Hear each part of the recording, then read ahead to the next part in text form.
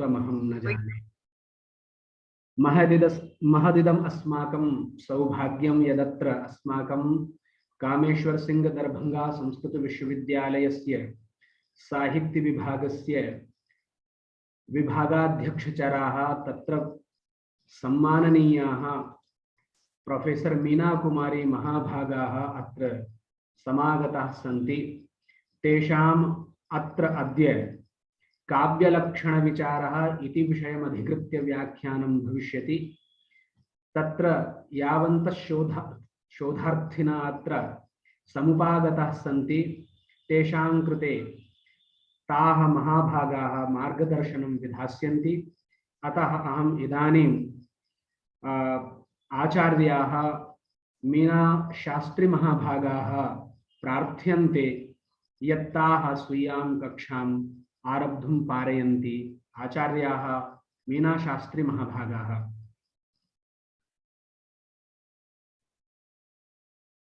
हरि ओम।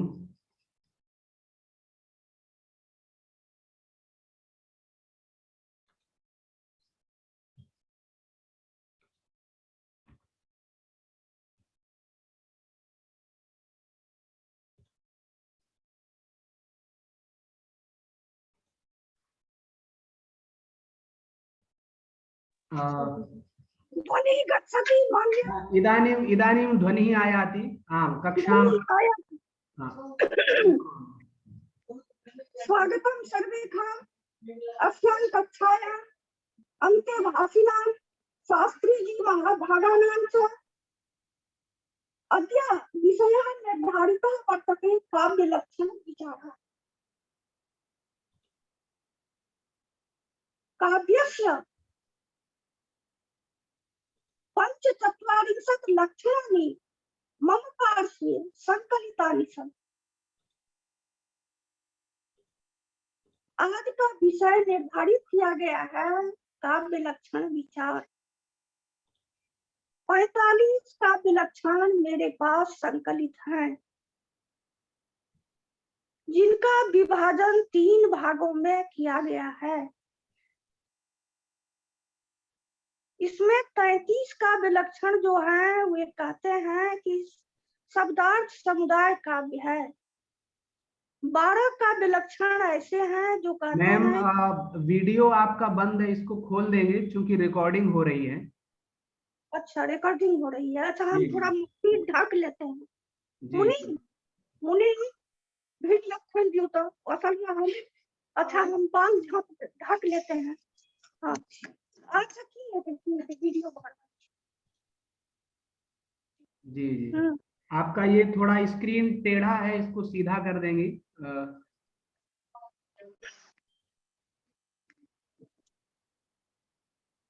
हाँ, तो 45 काव्य लक्षणों का संकलन मेरे पास है, जिसका विभाजन 3 भागों में किया गया है। इसमें 33 काव्य लक्षण ऐसे हैं जिससे प्रमाणित होता है कि शब्दार्थ समुदाय काव्य है। 12 ऐसे हैं जिनसे शब्द मात्र काव्यतावाद का समर्थन होता है, और 10 काव्य लक्षण ऐसे हैं जिन काव्य लक्षणों में शब्द अथवा शब्दार्थ समुदायम काव्यम इसका स्पष्ट निर्देश नहीं है, लेकिन उसकी भी जब समीक्षा की जाती है तो या तो वे शब्द मात्र काव्यतावाद में आ जाते हैं या शब्दार्थ समुदाय काव्यतावाद में आ जाते हैं। तो अंतिम में 2 ही रह जाते हैं, शब्द मात्र काव्यतावाद अथवा शब्दार्थ समुदाय को जो हम मानते हैं काव्य, वही रह जाते हैं। सबसे पहले अग्नि पुराण का काव्य लक्षण है। सामान्यतः लोग कहते हैं, सामान्येन जनाः कथयन्ति यत् संक्षेपाद वाक्य मिष्टार्थ व्यवच्छिन्ना पदावली, यह अग्नि पुराण का काव्य लक्षण है। लेकिन अगर विचार किया गया है तो यह वाक्य का लक्षण है, यह काव्य का लक्षण नहीं है। वहाँ का संदर्भ है वर्ण वृंदन स्यात् पदम सुप्ति प्रभेदता संक्षेपाद वाक्य विस्तार व्यवच्छिन्ना पदावली।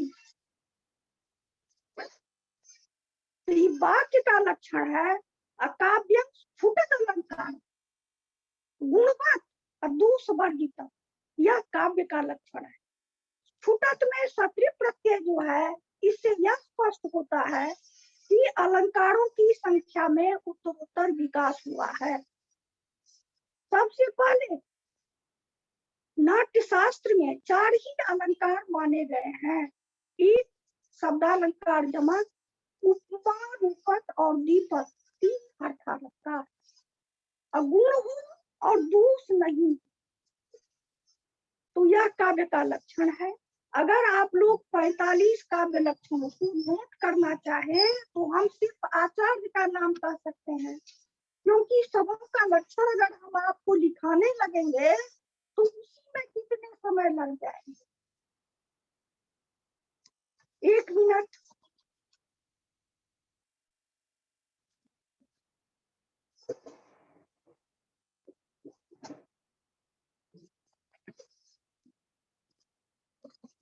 सबसे पहले अग्नि पुराण का काव्य लक्षण है।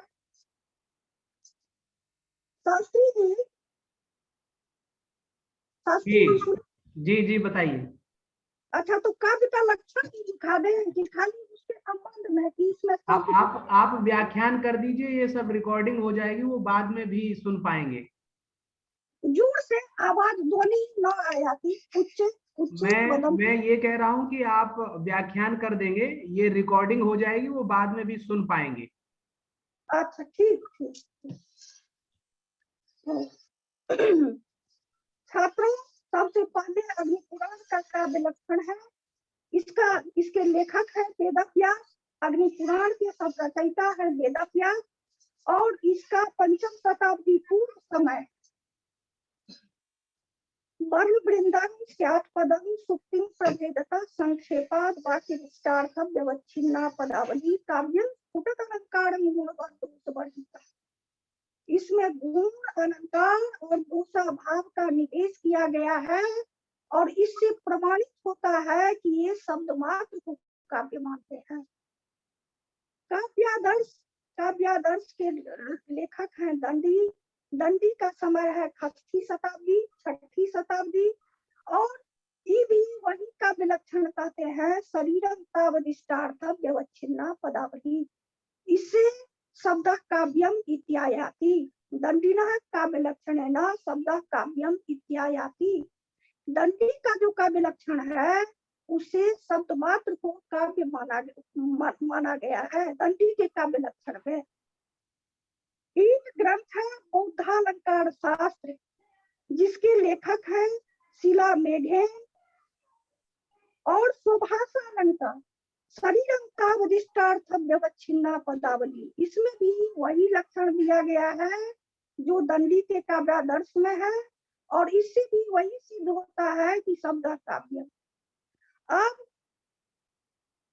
चतुर्थ स्थान पर आते हैं काव्यालंकार के रचयिता भामा, जिनका 700 से लेकर 750 ईस्वी तक समय माना गया है। इनका काव्य लक्षण है शब्दार्थो सहितो काव्यम। शब्दार्थो काव्यतावाद का सबसे पहला लक्षण भामा का भी है। जितना मैंने संकलन किया है उसमें सबसे पहला लक्षण भामा का आता है।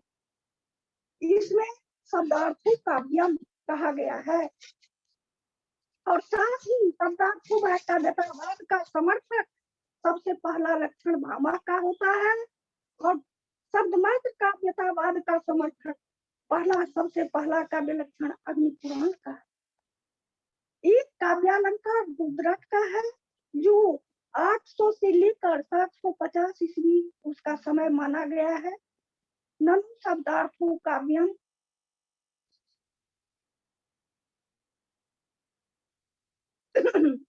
इसलिए ननु शब्दार्थो काव्यम शब्द तत्र अनेकार्था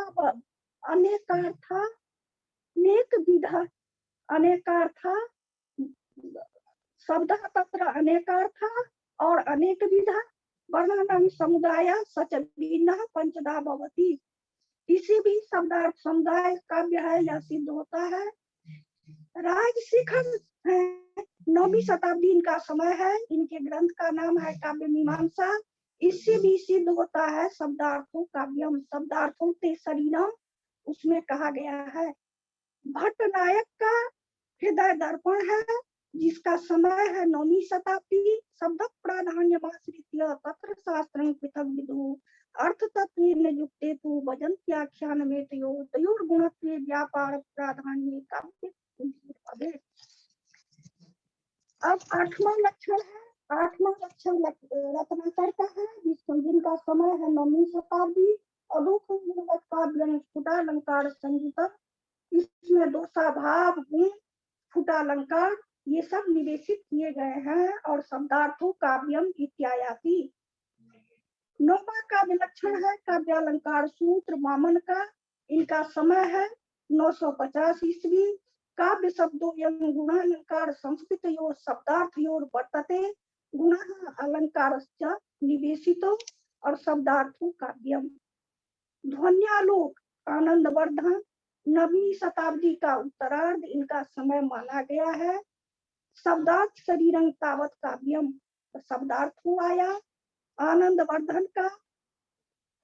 फिर वृत्ति ग्रंथ, फिर एक जगह वृत्ति ग्रंथ में है, समय वही है 9वीं शताब्दी, आनंदवर्धन ही है। तो हृदय हृदय आह्लाद शब्दार्थ मयत्व काव्य लक्षणम, इसमें भी शब्दार्थों काव्यम आता है। वक्रोक्ति जीवित के लेखक हैं कुंतक, इनका 1000 ईस्वी समय है। शब्दार्थों सहितो वक्र कवि व्यापार शालिनी वंदे स्थितो काव्यम तद्विदाह्लाद कहानी। शब्दार्थों काव्यम, कुछ काव्य लक्षण ऐसे हैं जिसमें शब्द या शब्दार्थों का निवेश नहीं है। इसी तरह का काव्य लक्षण है व्यक्ति विवेक का। व्यक्ति विवेक के रचयिता हैं, लेखक हैं महिम भट्ट, इनका 1050 ईस्वी समय माना गया है। इसी तरह से व्यक्ति विवेक का एक और काव्य लक्षण है, समय तो वही होगा, उसमें भी शब्द या शब्दार्थों का स्पष्ट उल्लेख नहीं है।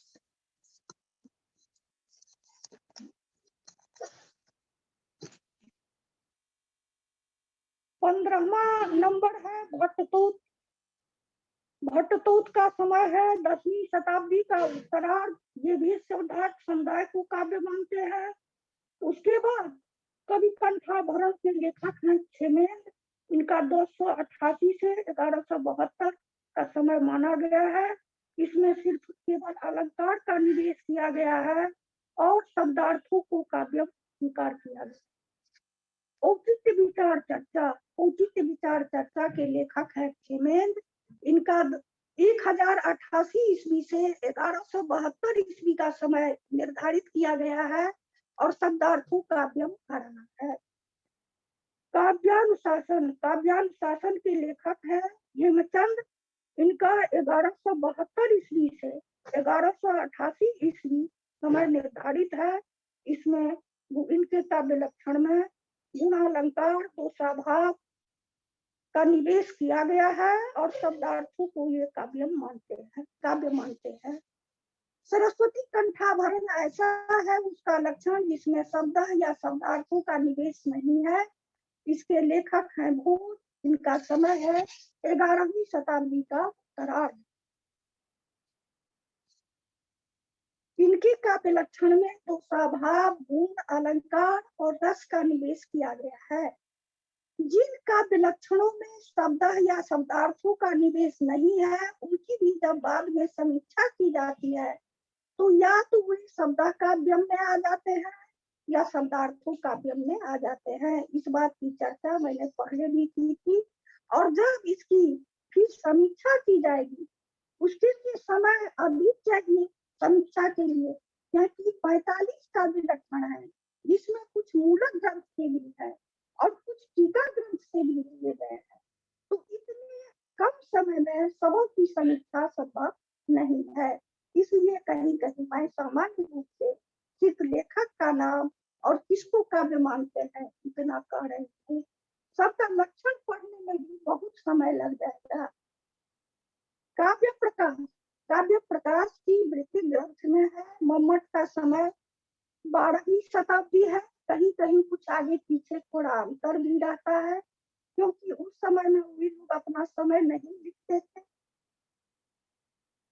अनेक प्रकार से समय को प्रमाणित करने का प्रयास किया जाता है, तो थोड़ा इधर उधर इस ग्रंथ में इतना, उस ग्रंथ में उतना, कुछ हेरा फेरी जाता है। तो हम जैसा लिए हैं उसमें 12वीं शताब्दी मम्मट का, और इनकी वृत्ति यह बहुत प्रसिद्ध ग्रंथ है। काव्य प्रकाश पर जितनी टीकाएं हुई है, किसी अलंकार शास्त्र के ग्रंथ पर इतनी टीकाएं नहीं है। बहुत प्रसिद्ध ग्रंथ है यह। काव्य प्रकाश के कृपा गृहे गृहे टीका तथा दुर्गम। काव्य प्रकाश की घर घर में टीकाएं हो गई, लेकिन यह ज्यों का त्यों स्वरूप बना रह गया। तो वृत्ति ग्रंथ में लक्षण है काव्यम लोकोत्तर ब्रह्मांड निपुण कवि कथों। तो इसमें शब्दार्थ काव्यम या शब्दार्थो काव्यम कुछ नहीं कहा गया। फिर कारिका में जो लक्षण है जिसको प्राय लोग जानते हैं, शब्दार्थो सगुणागम इसमें तो सब जानते हैं कि शब्दार्थों का निवेश है। तो दूसरा भाव गुण अलंकार का निवेश इसमें किया गया है, और शब्दार्थों का स्पष्ट ही उल्लेख है। बाघभट्ट अलंकार है, बाघभट्ट का। ये बाघभट्ट कौन है? तो स्वामी के पुत्र है। इनका भी समय है 12वीं शताब्दी।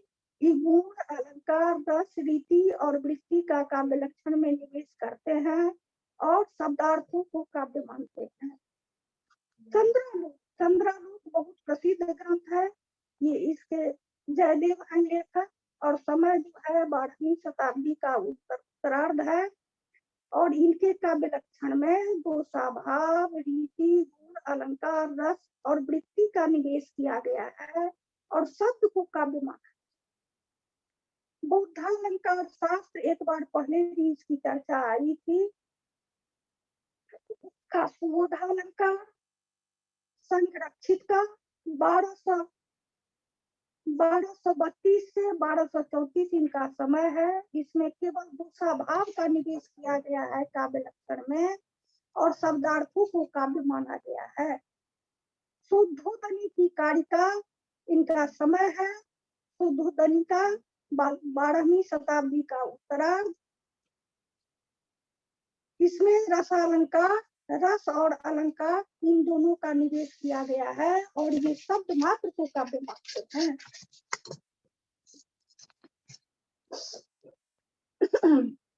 शुद्धोदनी की कारिका समय तो वही 12वीं शताब्दी का उत्तरार्ध, और इसमें शब्द मात्र को काव्य माना गया है। प्रताप रुद्र यशोभूषण है विज्ञानार्थ का। इनका समय है 13वीं शताब्दी। इनके काव्य लक्षण में गुण अलंकार दोषा भाव का निवेश किया गया है, और शब्द मात्र को काव्य माना गया है। एक ग्रंथ है एकावली। इसके लेखक है महामहेश्वर कवि विद्याकर। इनके काव्य लक्षण में, काव्य लक्षण इनका थोड़ा बड़ा है, सबों को पढ़ने में बहुत समय लग जाएगा। शब्दार्थों को काव्यम कहा गया है। इसके बाद नंबर आता है काव्यानुशासन का। काव्यानुशासन में दोषा भाव गुण और अलंकार का निवेश किया गया है, और शब्दार्थों को ये काव्य मानते हैं।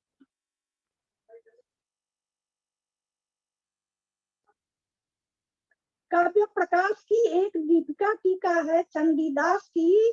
इनका काव्य लक्षण कुछ अलग ही है। काव्य प्रकाश की अनेक टीकाएं हैं, एक टीका उसमें चंडीदास की भी है। उन्होंने अपना अलग काव्य लक्षण दिया है, काव्य प्रकाश से भिन्न काव्य लक्षण दिया है। यद्यपि वे टीकाकार है, लेकिन तब भी उनका काव्य लक्षण अलग है। और जो इनका समय है 14वीं शताब्दी। आस्वाद जीवातु पद संदर्भ काव्यम, छोटा सा लक्षण है इसलिए पढ़ रही हूँ। और शब्द काव्यम इससे आता है। साहित्य दर्पण का नाम तो बहुत प्रसिद्ध है। प्रायः लोग जो साहित्य नहीं भी पढ़े हैं वे भी साहित्य दर्पण का नाम जानते हैं, काव्य प्रकाश का नाम जानते हैं। तो विश्वनाथ का काव्य लक्षण है वाक्यम रसात्मकम काव्य। इसमें केवल रस का निवेश किया गया है। साहित्य कौमुदी बलदेव विद्याभूषण का ग्रंथ है। इनका समय है 14वीं शताब्दी। दोष शून्य से युक्त सालंकार शब्दार्थ युगल जो है इसको ये काव्य मानते हैं। शब्दार्थ समुदाय इससे काव्य आया। रसगंगाधर जो है गविश को मुख्य रूप से मम्मट और पंडित राज, इनका जो है ना बहुत विवाद है। मम्मट कहते हैं कि शब्दार्थों का भी, पंडित राज बाद में उनका खंडन भी कर देते हैं। बाकी उनका भी खंडन करते हैं, विश्वनाथ का भी खंडन कर देते हैं। पंडित राज का लक्षण है रमणीयार्थ प्रतिपादक शब्द काव्यम, और इसका बहुत परिष्कार भी किया गया है। मुख्य रूप से ये दो विद्वान जो हैं, तो मम्मट तो 12वीं शताब्दी में हो गए थे, तो मम्मट की काव्य लक्षण का आप रसगंगाधर में देखेंगे कि बहुत खंडन किया गया।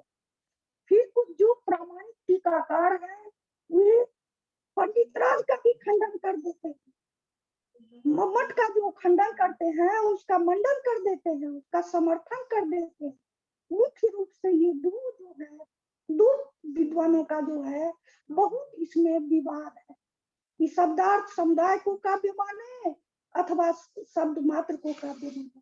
पंडित राज बहुत खंडन किए, विश्वनाथ का भी खंडन कर दिए हैं कि अगर हम वाक्य काव्य को कहते हैं तो जहाँ वस्तु प्रधान है, अलंकार प्रधान है, वहाँ काव्य के लक्षण की अव्याप्ति हो जाएगी, काव्य का लक्षण वहाँ नहीं जाएगा, इसलिए उनका भी खंडन है रसगंगा।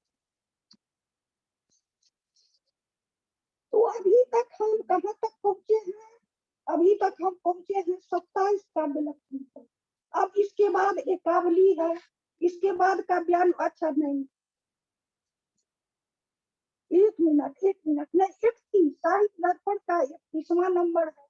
इसके बाद साहित्य कौमुदी वृत्ति ग्रंथ है, वृत्ति ग्रंथ से भी लिए, मूलक ग्रंथ से भी लिए हैं और कहीं कहीं टीका ग्रंथ से भी लिए हैं, वृत्ति ग्रंथ से भी लिए हैं। तब 45 काव्य लक्षणों का यह संकलन है जो कागज आपके सामने हम हाथ में रखते हैं। काव्य दर्पण है, अलंकार शेखर है, हम सिर्फ अब नाम पढ़ देते हैं।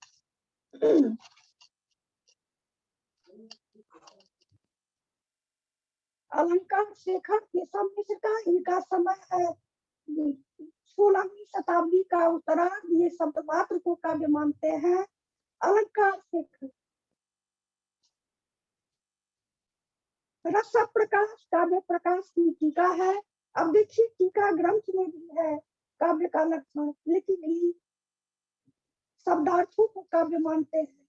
इतनी है कि मम्मट का जो मत है उसी का समर्थन करते हैं, कुछ लोग तो मम्मट के मत का खंडन भी कर देते हैं टीका का। गोकुलनाथ उपाध्याय एक बहुत प्रामाणिक आचार्य है जिनकी टीका है काव्य प्रकाश की। वो दुर्भाग्य से पंचम जो उल्लास है उसमें जहाँ व्यंजनावृत्ति का विचार आता है उससे पहले ही उपलब्ध होता है, उससे पहले वाला बाद वाला अंश उपलब्ध नहीं है, वो छपा हुआ है और मेरे पास भी है। तो इसमें शब्दा काव्यम या शब्दार्थो काव्यम कुछ नहीं कहा गया है, जबकि ये काव्य प्रकाश के टीकाकार हैं, लेकिन तब भी मम्मट की बात मानने के लिए ऐसा नहीं।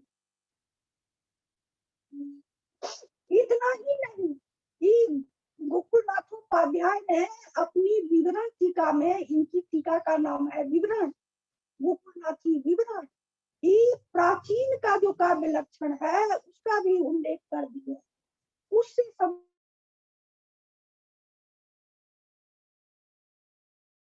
सीधा है शब्द काव्यम या शब्दार्थो काव्यम। भले ही ये मम्मट के टीकाकार हैं लेकिन उनकी बात का समर्थन नहीं करते। अलंकार चंद्रिका है, अलंकार चंद्रिका के लेखक हैं न्यायबागी, ये शब्दार्थों को काव्य मानते हैं। साहित्यकार ग्रंथ का नाम है, इसके लेखक हैं अच्युत राय, ये दोषा भाव गुण इसका निवेश करते हैं और शब्दार्थों को काव्यम मानते हैं।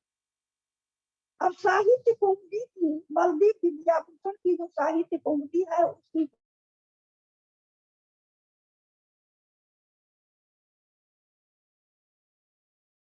काव्य गीत का जो संकलन है उपशास्त्री ने जो निर्धारित है, तो उसमें तो वही है जो दंडी के काव्यादर्श में है, उसमें तो संकलन है, कथ्यते काव्य मिष्टार सव्यवच्छिन्ना पदावली। तो पदावली माने पद का समूह, शब्द काव्यम इत्यादि। रस गंगाधर की विधितिक टीका में भी काव्य का लक्षण दिया गया है। आप वो देखिए, पंडित राज शब्द काव्य मानते हैं और उनके टीकाकार जो है उस टीका में काव्य लक्षण देखे क्या कहते हैं, कहते हैं कि शब्दार्थों का जो मूल लेखक है उनकी बात जो है, उनका जो सिद्धांत है उसका समर्थन नहीं करते। अपना विचार रखने के लिए सभी स्वतंत्र होते हैं।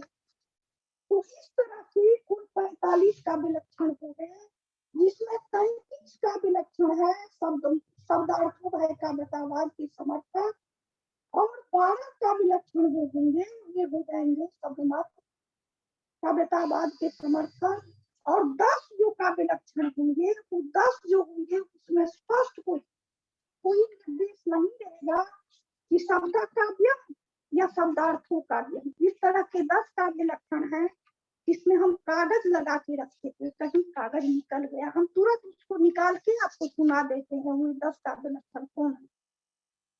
1 मिनट। हाँ देखिए, इसमें एक नाम है हृदय दर्पण, जिसके लेखक हैं भट्टनायक। शब्द प्राधान्य आश्रित्य तत्र शास्त्रं पृथक विदु अर्थ तत्वेन युक्तेतु वदन्ति आख्यानमेतयो द्वयोर्गुणत्वे व्यापार प्राधान्य काव्य धीर भवे। तो इसमें ही है काव्य का लक्षण, लेकिन शब्द काव्यम या शब्दार्थों काव्यम नहीं है। दूसरा है काव्य कौतुक का, इसके लेखक हैं भट्टतो स्मृतिर्व्यतीत विषया मतिरागामी गोचरा बुद्धिस्त तात्कालिकी प्रोक्ता प्रज्ञा त्रैकालिकी मता प्रज्ञा नवनवोन्मेखा शालिनी प्रतिभा मता। उसके बाद व्यक्ति विवेक के लेखक है मम्मट भट्ट। ये ध्वनि तो नहीं मानते हैं, आप लोगों को एक ध्वनि भी है, ध्वनि विचार भी पढ़ना है आप लोगों को, तो ये अनुमान में ही उसका अंतर्भाव करेंगे कि जब आप ध्वनि विचार पढ़ेंगे उस समय इस बात की चर्चा होगी। अभी तो काव्य लक्षण का विचार चल रहा है। सरस्वती कंठाभरण के लेखक है घोष, ये भी स्पष्ट कुछ नहीं कहते हैं। उसके बाद 6वां नंबर आता है रत्नाकर का, 7वां नंबर आता है अलंकार शिखर का। अलंकार शिखर में 2 का विलक्षण है 7 और 8, और 9वां नंबर जो है वो विवरण का, गोकुलनाथी विवरण का। 10वां नंबर काव्य प्रकाश का, जो वृत्ति ग्रंथ है।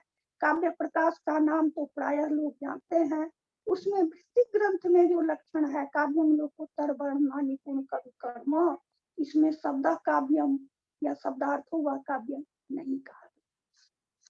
लेकिन अंत में जब विचार किया जाएगा तो कहीं न कहीं जिसका समावेश हो जाएगा, चाहे वो शब्द काव्य में आ जाए या शब्दार्थों काव्य में आ जाए।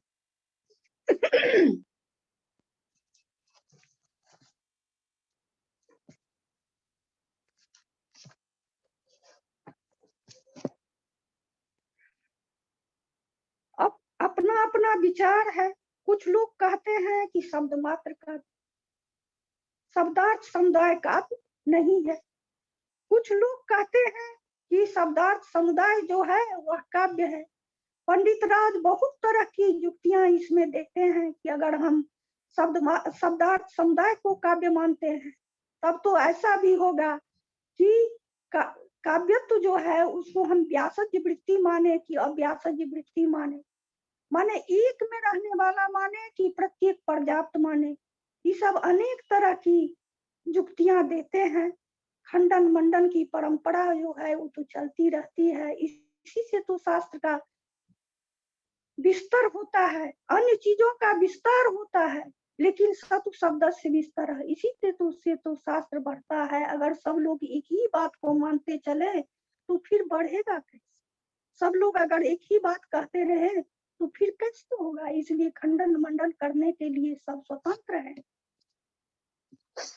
अब और आप लोग क्या सुनना चाहेंगे? कुछ कहिए, कुछ जिज्ञासा कीजिए।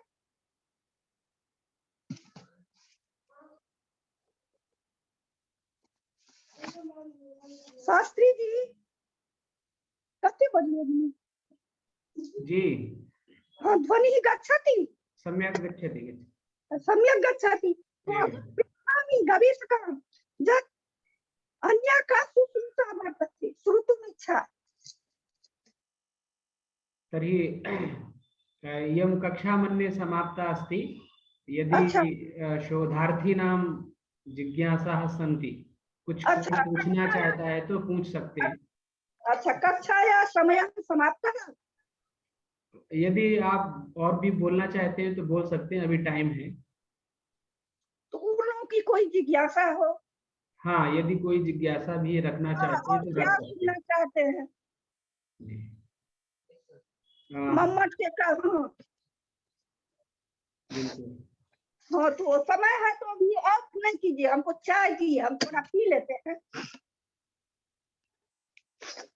इन लोगों में से कोई मम्मट का विलक्षण जानते हैं? आपके व्याख्यान में 90 लोग लगभग जुड़े हैं। अच्छा, भवतु कश्चित् काव्य प्रकाशस्य लक्षणं जानाति? वो सब बंद म्यूट हैं, इसलिए बोल नहीं सकते हैं वो, क्योंकि अच्छा, अगर हम म्यूट है इसलिए बोल नहीं सकते। किसी की ध्वनि खोलेंगे तो वो फिर अव्यवस्था हो जाती है। अच्छा, इसलिए। धीरज कुमार लिख रहे हैं, हाँ मैं मम्मट का काव्य लक्षण जानता हूँ। मम्मट का काव्य लक्षण जानता हूँ। जी। तो देखिए, मम्मट का काव्य लक्षण जानते हैं तो मम्मट के काव्य लक्षण में है बहुत सारगर्भित यह काव्य लक्षण है। और तोत का अर्थ होता है काव्यम। तोत का अर्थ होता है शब्दार्थो तोत। शब्दार्थो जो है वह विशेष है और उसके 3 विशेषण है, अधोसो, सगुणो और सालंका। और अनलंकृति, अनलंकृति भी है, वो भी शब्दार्थों का विशेषण है। अनलंकृति पुनः क्वापी। क्वापी का अर्थ होता है स्फुट रस स्थले, अर्थात जहाँ रस की स्पष्ट प्रतीति होती है वहां अगर अलंकार न भी रहे तो काव्यत्व में कोई बाधा नहीं होगी। जिसका एक बहुत ही प्रसिद्ध उदाहरण दिया गया है काव्य प्रकाश में, कौमार हरा इत्यादि श्लोक। इसमें न विभावना अलंकार स्फुट है और न विशेषोक्ति अलंकार स्फुट है। विभावना अलंकार वहां होता है जहाँ बिना कारण के कार्य की उत्पत्ति हो जाती है, उसको विभावना कहते हैं।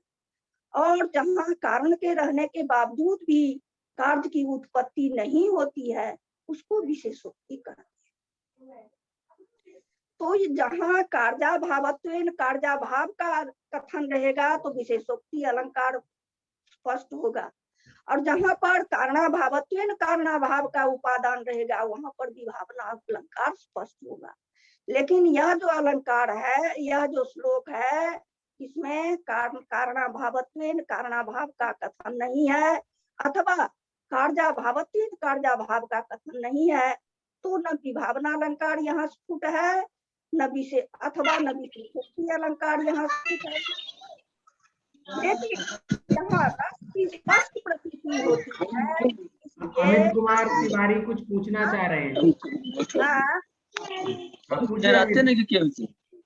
हाँ, नमो नमः मैडम। हाँ, बोलिए। जैसे कि परिचय अभी दीजिए, बताएं, अपना परिचय दे करके फिर प्रश्न पूछिए। अच्छा, चलिए अपना नाम कहिए। साहित्य का विद्यार्थी हूँ और शोध कर रहा हूँ मैं। कहियो नाम, कहिए अपना नाम। अमित कुमार तिवारी मेरा नाम हुआ। हाँ, जिज्ञासा वर्तते रमणीया प्रातिपदिक शब्द काव्यम। सुनिए, आप हिंदी में भी पूछ सकते हैं।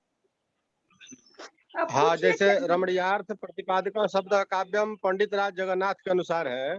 हाँ। और मम्मटाचार्य के अनुसार तो शब्दार्थ सगुणा अलंकृति पुनः क्वापि तो हाँ। इन सभी बीजों में शोध प्रबंध के लिए ऐसे मैंने किसका होना चाहिए।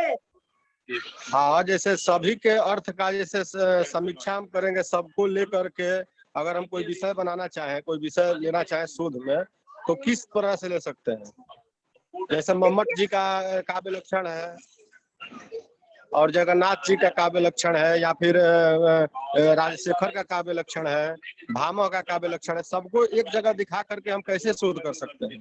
इसमें आपको देखिए, एक जो मूक वाद है, 3 वाद हुआ ना, एक हुआ शब्द मात्र का व्यथावाद, एक हुआ शब्दार्थों का व्यथावाद, और ये 10 का विलक्षण ऐसे हैं जिनमें शब्द या शब्दार्थों नहीं कहा गया है, तो उनका चाहे शब्द काव्यम में वे आ जाएंगे या शब्दार्थों काव्यम में आ जाएंगे, लेकिन इन दोनों पक्ष इतना सुदृढ़ है कि इसको खत्म नहीं किया जा सकता जी।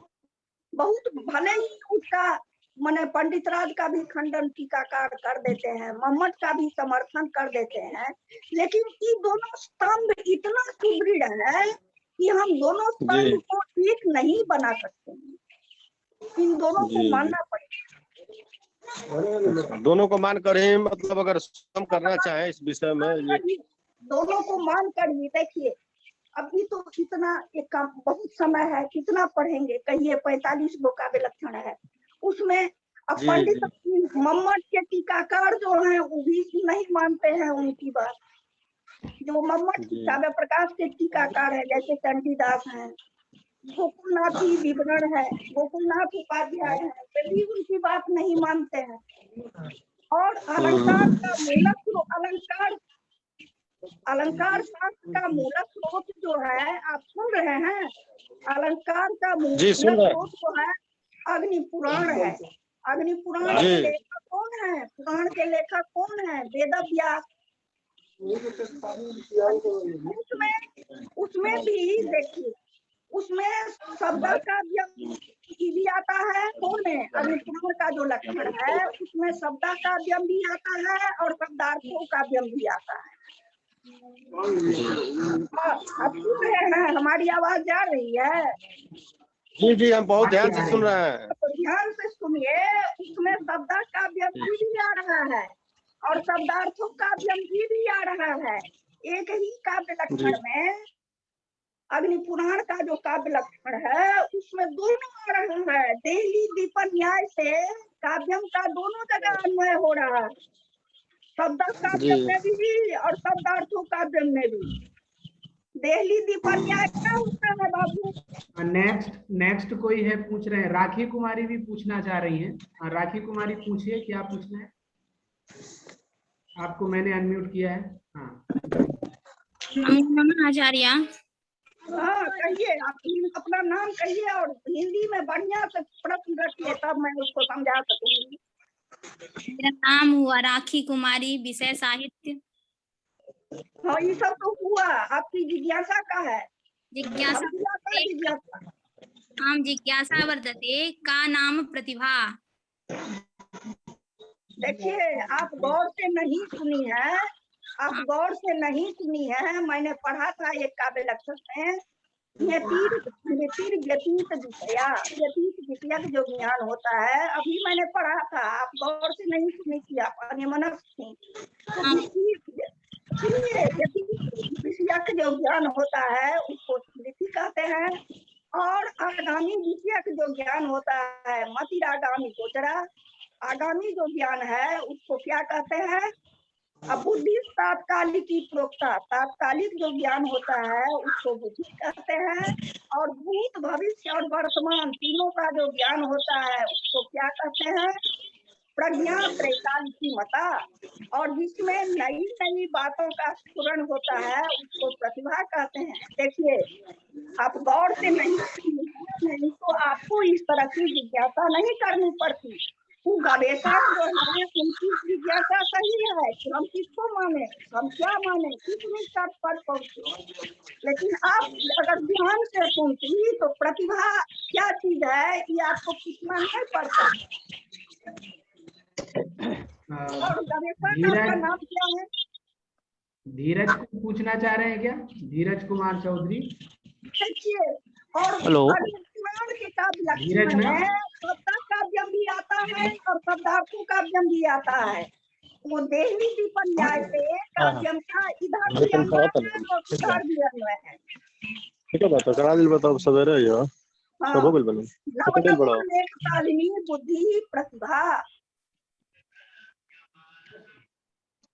हाँ धीरज बोलिए। हाँ प्रणाम मैम, अच्छा चलिए, धीरज कुमार चौधरी मेरा नाम है। अच्छा चलिए ना, आप जिज्ञासा रखिए। मैम कृपया देहली दीपन न्याय के बारे में थोड़ा स्पष्ट करें, जिससे समझ सकूं। शास्त्री जी, जी शास्त्री जी, जी देखो जी है अपने यहाँ से एक ग्रंथ प्रकाशित है लौकिक न्याय रत्नाकर, अपने जी, यहाँ जी इन गवेषकों को कहिए कि वो खरीद ले। देहली दीपन न्याय है कि देखिए, पहले तो बिजली नहीं थी या अभी भी जहाँ बिजली नहीं है, तो अगर हम बरामदे पर दीपक रख देंगे तो बरामदे पर भी प्रकाश होगा और घर में भी प्रकाश होगा। इसी को कहते हैं देहली दीपन। तो इसका अग्नि पुराण का जो काव्य लक्षण है उसमें देहली दीपन न्याय से दोनों तरफ काव्यम का संबंध हो जाता है, तो उसमें शब्दा काव्यम भी आता है और शब्दार्थों काव्यम भी आता है। तो यही हुआ बाबू देहली दीप। देहली माने क्या हुआ? बरामदा, समझ गए? हाँ। उस पर अगर दिया रख दे, अभी भी दिया रख के आप देखिए, किसी दिन रात में एगो घर के बाहर माने बरामदे पर रूम के बाहर एगो दिया दे दीजिए, तो घर में भी प्रकाश आएगा, बाहर भी प्रकाश आएगा। तो दोनों से संबंध है उसको देहली दीपन न्याय का। अपने यहाँ विश्वविद्यालय में एक प्रकाशित है पुस्तक लौकिक न्याय रत्ना, उसी में न्याय सब रहता है। और धन्यवाद मैम, एक और जिज्ञासा है। बोलिए ना आप। जैसे मैम काव्य लक्षणों 45 काव्य लक्षणों में 3 भागों में बांटा गया है। हाँ। शब्द और अर्थ को कुछ आचार्य मानते हैं, कुछ शब्द को मानते हैं और कुछ का निश्चित नहीं है। उसको मूकवाद कहते हैं, मूकवाद। मूकवाद। हाँ, जो उसमें 10 मूकवाद के नाम से आपको कहीं लिखा हुआ नहीं मिलेगा। जी मैम, तो उसमें मम्मट, आचार्य मम्मट जो है वो तो शब्दार्थ के हो गए और आचार्य जगन्नाथ जी केवल शब्द मात्र के उस विधा के अंतर्गत ही आते हैं क्या? उस शब्द मात्र को ही काव्य, मम्मट का खंडन भी कर दिए, विश्वनाथ का खंडन भी किए। फिर रस गंगाधर की जो टीकाएं हैं उसमें उनका मंडन भी किया गया है। किसका? मम्मट का। मम्मट का। लेकिन ये दोनों स्तंभ को पकड़ के चलना पड़ेगा, किसी एक को लेके हम नहीं चल सकते। मैम केवल शब्द के मानने से यदि अर्थ यदि मतलब जो समझने वाले अर्थ को नहीं जानेंगे। हम तो काव्य प्रकाश पढ़ा देते हैं, यही बहुत है। मम्मट के बराबर कोई है? वो बाघ देवता के अवतार है। जी मैम। तो छोटी मुंह बड़ी बात। हमारा देखिए, हमारा शोध का विषय था काव्य प्रकाश आलोके साहित्य कौमुद्या व्याख्यानं समीक्षा। हमारे शोध का विषय था काव्य प्रकाश के आलोक में वो बलदेव विद्याभूषण की जो साहित्य कौमुदी है। आप जो देखिए, एक बात और आप लोग सुन लीजिए। जी मैम। काव्य प्रकाश में जो कारिकाएं हैं, उनका कहना है बलदेव विद्याभूषण का, जो ये कारिकाएं भरत मुनि की है। गौर से सुनिए। सूत्राणाम भरत मुनि सवर्णितानाम वृत्तीनाम मितबुखाम कृतो ममास्याम लक्ष्याणां हरिगुणशालिनां च सत्त्वा कुर्वन्तु प्रगुणदियो बतावधानम। साहित्य कौमुदी छपी हुई है, उसमें आपको नियतिकृत नियम रचनांक भी मिल जाएगा। उनका कहना है बलदेव विद्याभूषण का कि आचार्य मम्मट की सिद्ध वृत्ति है। गौर से सुनिए। सूत्राणाम भरत मुनि सवर्णितानाम, काव्य प्रकाश की जो कारिकाएं हैं वो भरत मुनि के द्वारा निर्मित है।